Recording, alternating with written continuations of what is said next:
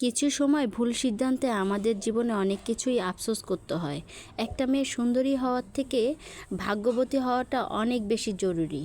আসসালামু আলাইকুম, সবাই কেমন আছেন? আলহামদুলিল্লাহ ভালো আছি।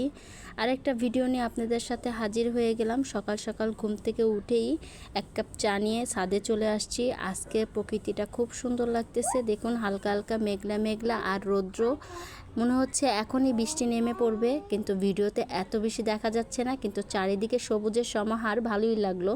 ঘরে এসে এই তো একটা ডিম পোস্ট করে নিচ্ছি ছোট বোনের জন্য। তো নাস্তা করবে, নাস্তার টাইম হয়ে যাচ্ছে একদমই। আজকে অনেকটাই লেট হয়ে গেছে, মানে উঠতে উঠতে ইদানিং ধরে এত লেট হয়ে যায়।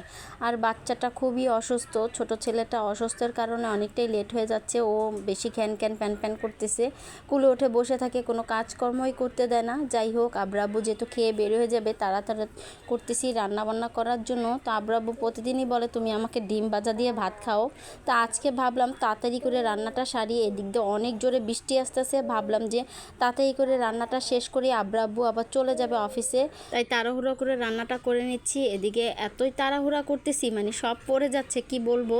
আব্রাব্বু প্রতিদিনই বলে তুমি আমাকে ডিম ভাজা দিয়ে ভাত খাওয়া দাও, আজকেও কি ডিম ভাজা দিয়ে ভাত খাবে? তো যখন এই কথাটা বলছে আমার খুবই খারাপ লাগছে। এই জন্য তড়িহুড়ি করেই মানে রান্নাটা চড়া দিছি। প্রায় 11টা বাজে, তাড়াতাড়ি করেই রান্নাটা করতেছি। এদিক দিয়ে ভাবলাম যে একটা আলু দেই, পাবদা মাছ ভুনা করবো ঝাল ঝাল করে। কিছুদিন আগে পাবদা মাছ রান্না করেছি, তো আব্রাব্বু খেতে পারেনি, তাই আজকে ভাবলাম একটু ঝাল ঝাল করে, মানে ভালো করে কষিয়ে রান্নাটা করি। আসলে কষালে ভালোই লাগে। এই তো মাছটাও কষিয়ে নিয়েছি, আলুটাও কষিয়ে নিয়েছি, এখন পানি দিয়ে দিব।